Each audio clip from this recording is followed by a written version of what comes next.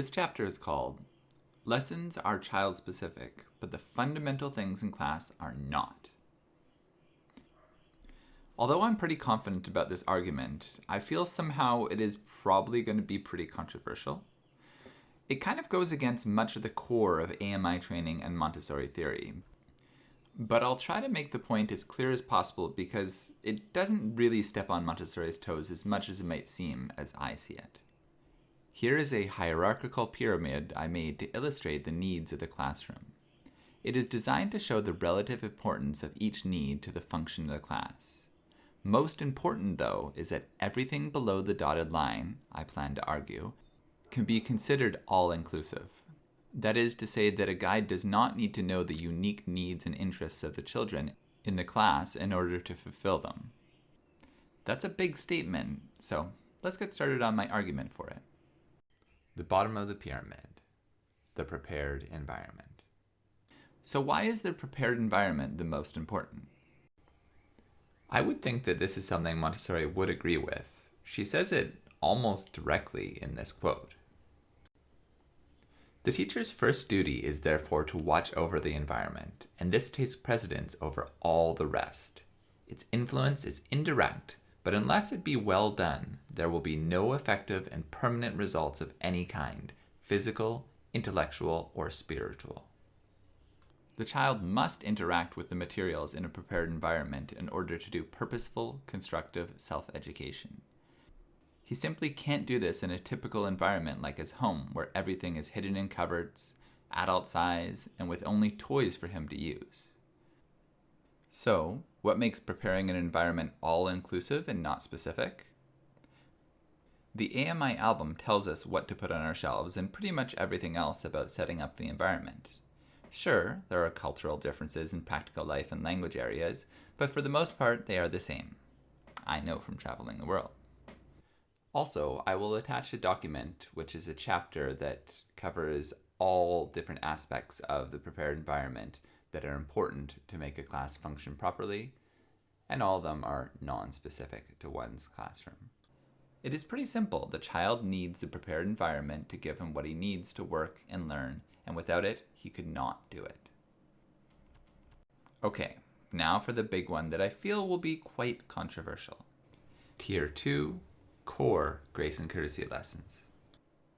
Grace and courtesy is more important than ground rules, communication style, redirection, lessons, and observation. Am I crazy? This is the point I feel Montessori might disagree with from what I've read in her books. She talks endlessly about how a child will miraculously become a good child if he is given interesting work to concentrate on through the process of normalization. This I do not disagree with at all.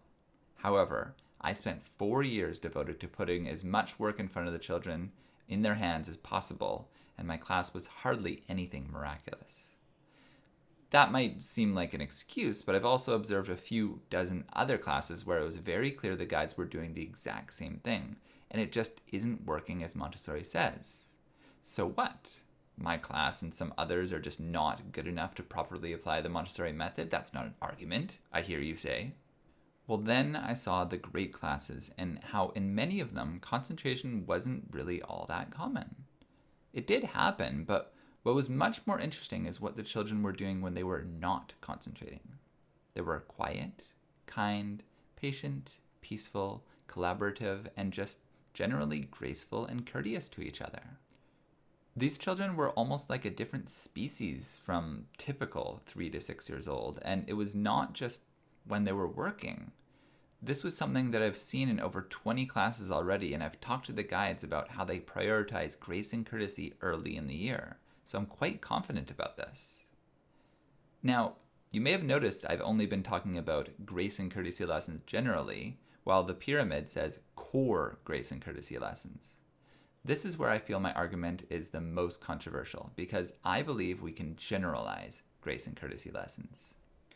Through my observations, I have discovered core grace and courtesy lessons that are the remedy to 90 to 95% of all conflicts I see in the class. The next chapter will be all about grace and courtesy, but here I'll just introduce the core list of lessons. 1. How to silently observe a working child or an adult giving a lesson. 2. How to ask for something a child or an adult is holding. 3. How to talk in a quiet voice and how to walk close to talk to somebody. 4. How to identify when someone is busy. 5. How to silently interrupt someone who is not looking at you. 6. How to say no thank you to politely express disapproval. 7. Correcting others and offering help. 8. How to ask to touch somebody, consent education. 9. How to get someone to move using only your words. 10. Telling someone, I'd like to work by myself, please. 11. How to ask to join or help someone, or ask to observe them. 12. Saying, excuse me, and making way for someone to pass. 13. Telling someone how you feel. 14. Waiting for your turn to talk in a natural conversation. 15. Giving a lesson to another child. Whenever I observed a class after finishing this list, I always look for the conflicts and disruptive behaviors that the children had. For several months, and in dozens of classes until the end of my observation journey, I continued to see almost entirely conflicts or issues that would be significantly helped, if not completely eliminated, by the lessons on this list.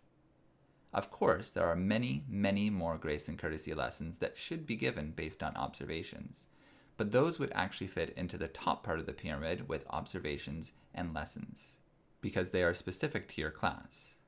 Also, as I said before, those would be dealing with the things that are 90 to 95% unlikely to cause conflicts. Thus, they would be at a lower priority.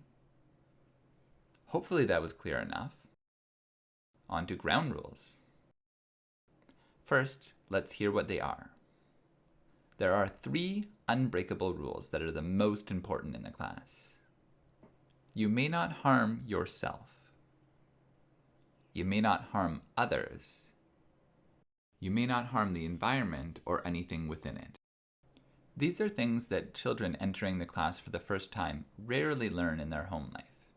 3-year-olds are for sure the most likely to have troubles following these rules, but 5 and 6-year-olds can surely be unable to follow these if they have a lack of expectations in their home and in their class. The big 3 are very important, but you may not harm others is for sure the most important one for children from 3 to 6 years old. You may not harm yourself is pretty rarely seen in class, to be honest, but do not harm anything in the environment is quite commonly broken by children from 3 to 6 years old, so it's covered by the main 10 ground rules and some of the core grace and courtesy lessons. Let's go through these main 10. 1. We speak softly, only to those who are close to us. 2. We allow others to concentrate on their work undisturbed. 3. We walk slowly and carefully inside the class. 4. We only touch another child's work if they ask us to help them. 5. We return our work to the shelf exactly as we found it when we are finished. 6. We are allowed to do nothing at all if we so choose. 7. We use our hands for helping our friends, not for hurting them. 8. We may freely choose any material we've been shown from the shelves. 9. We use materials respectfully on a table or a rug. 10. We are allowed to decline an invitation to join a lesson or a group. This is my adaptation of a list of rights and responsibilities posted by the North American Montessori Teachers Association, NAMTA, into a set of 10 ground rules. The main 10 are not unbreakable like the big 3. They are softer and more flexible, since they are reasonable exceptions for pretty much every one of them. For example, there are reading exercises or dances during which the children will run in class, as well as times we might respect a deeply concentrating child working on the floor or on the shelves. Ideally, most children will learn to follow them most of the time for the good of the whole class, but we should expect children to break them from time to time as we patiently guide them to learn them better. So let me address why they are not ahead of grace and courtesy lessons if they are so important. To be honest, they are quite close, to the point that there is a fair amount of overlap between ground rules and the core grace and courtesy lessons. But grace and courtesy is more important because it targets the children's behavior when they are not working, which is going to be very often before the class is normalized. Ground rules are more targeted at helping the children support a working environment within the class. Despite that, they are still quite similar. The best way to teach the ground rules is through grace and courtesy lessons. And also, it's very rare to see a class that is struggling that would not be hugely helped by establishing these ground rules in a kind and methodical way. So, next in the pyramid is kind and respectful communication. This is very important to me, and for every class. There's a chapter that I wrote that goes into depth about how to communicate with children, and it has a whopping 5 subchapters because there are just so many important things to write about it. There's also 2 other chapters that are mostly related to kind and respectful communication as well. But why is it more important than observations and lessons? First off, it is something Montessori strongly advocated for. There are many examples, but I'll just share one quote here. We do not need to punish or scold or admonish when we stop bad behavior. We can ask the child to come and pick flowers in the garden, or offer him a toy, or any occupation that will appeal to him, so we can amuse him today, and after a time, something will come from the hidden soul of the child, and he will become concentrated and have a new life. Also, it is a fundamental need of all children, no matter what class they are in. One does not need to observe a child's interest in order to see their need for respect and kindness. Every child needs it, every single one. Also, it is the area that, at least for me, was scantily covered in my AMI training, and sadly, quite poorly done by quite a few guides and teachers that I observed. Children are stubborn little beings who listen best when they are being entertained. A teacher who always controls them, uses dark tones when speaking to them, repeats warnings endlessly or whines at them is not going to get them to listen. To entertain a child need not be done through clowning or games, though. Simple respect and kindness is plenty to entertain them most of the time. To ask their opinion on something, to honestly listen to what they say regardless of how nonsensical it seems.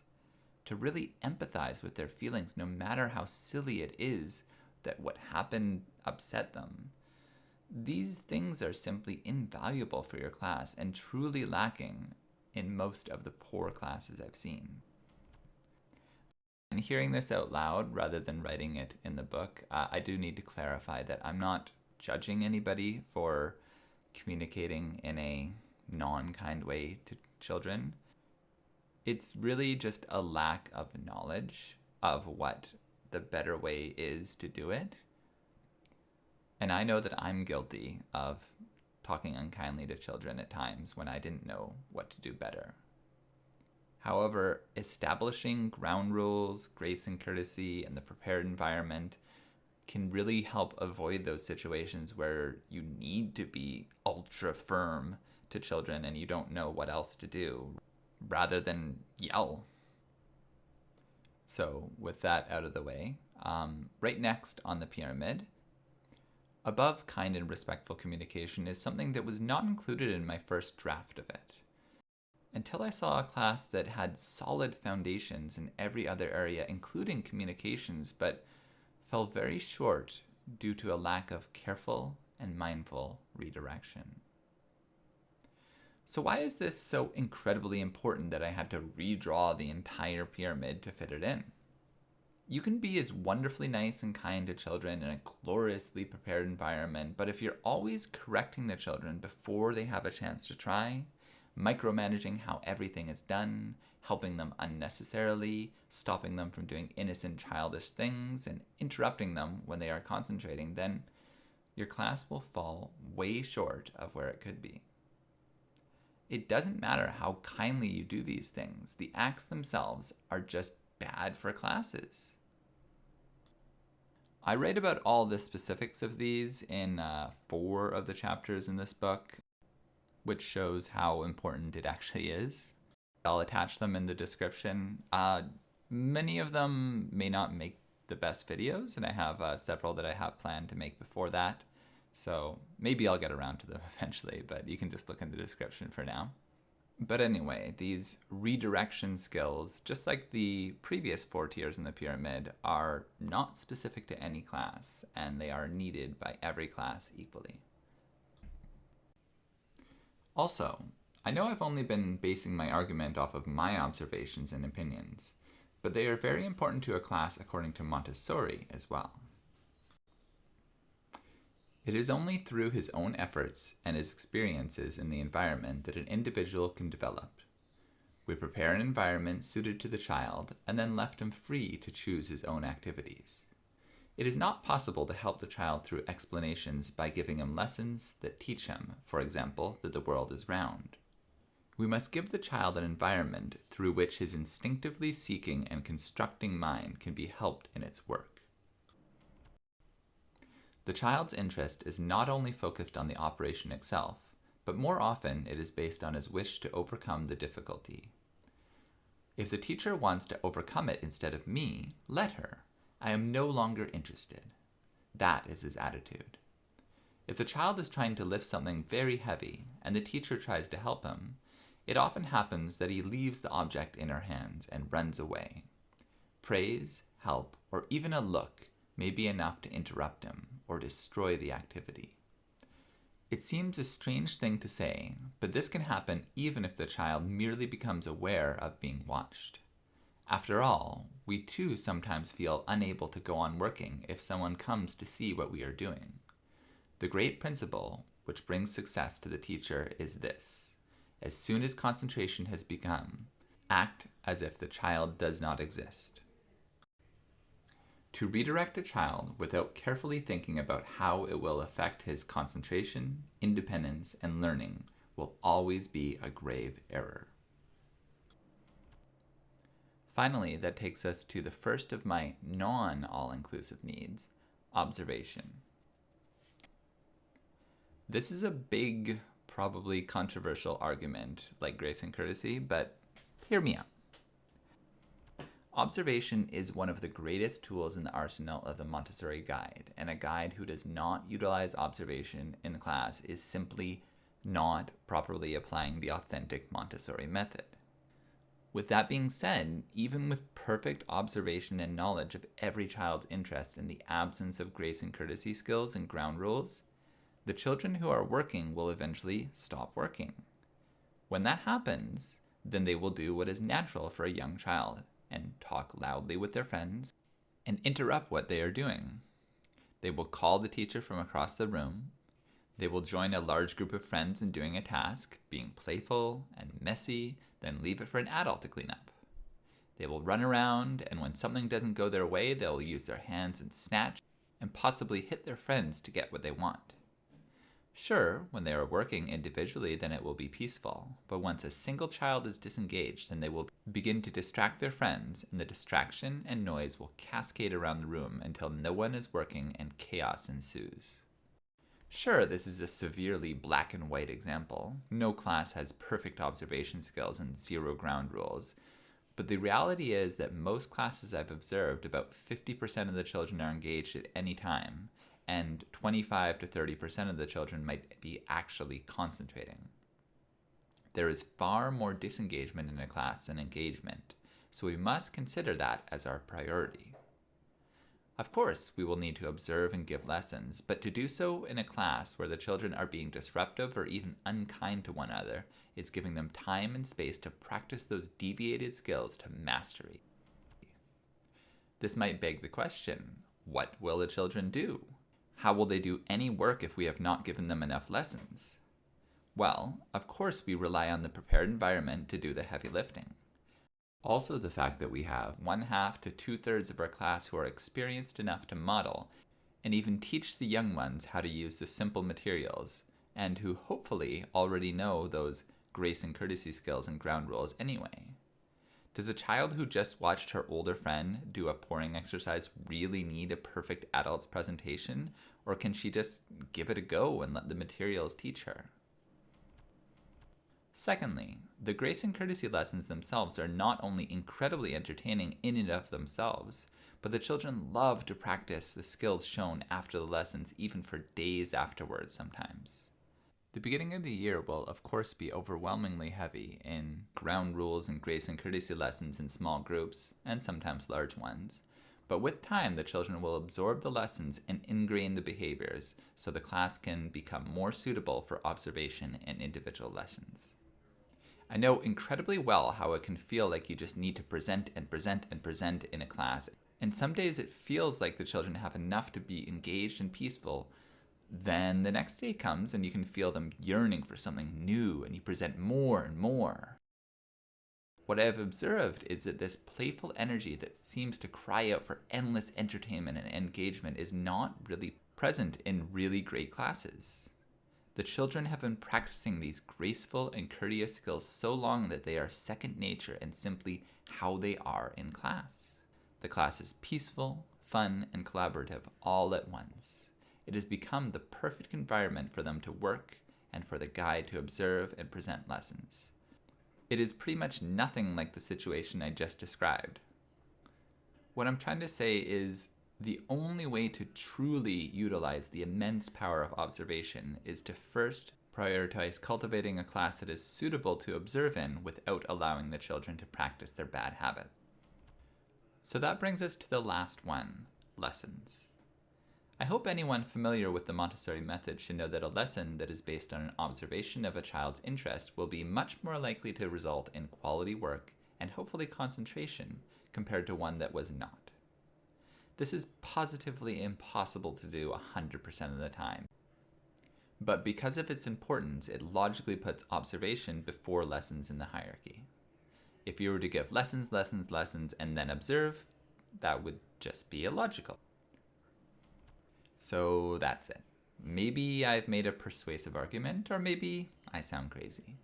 But I know that when I observe a class that is struggling, I almost never see a simple need for the children to become more engaged. I see a class that is severely lacking in ground rules, grace and courtesy, kind communication, or one that has a poorly prepared environment 9 times out of 10. Sadly, it is hardly a silver bullet. Although the prepared environment changes can be relatively quick fixes, and most classes don't really have terrible communication skills or redirections, establishing ground rules and grace and courtesy skills is no easy task. The first reason for this is that establishing these foundations is most needed either in classes at the beginning of the year or struggling classes. Struggling classes are the ones that the children have been practicing these bad behaviors for months already, if not years, making the behaviors more resistant to change. For classes that are at the beginning of the year, children are younger and don't know you very well, so it's quite a difficult time as well.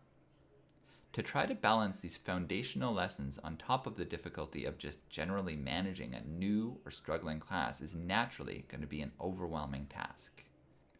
The second reason is that translating a prescription of lessons into actually giving them in a meaningful, entertaining way is about 100 times harder said than done. You wouldn't read a book on how to swim and then just jump into the water and expect to be able to do it, would you? Just going through this chapter and the one on grace and courtesy is not going to improve your class without some very devoted practice and very hard work. Despite these two big issues, it is, in my opinion, so incredibly important to build a foundation with your prepared environment, grace and courtesy, ground rules, kind and respectful communication, and careful and mindful redirection that I pretty rarely recommend anything else to the schools I visit after my observation. They are just foundational. So build your class up with them for the benefit of your children and yourself. As I mentioned briefly before, the next chapter will be all about grace and courtesy, and it will require me to do some demonstrations of all of the core grace and courtesy lessons, so hopefully I can figure out how to do that all by myself. So, see you next time.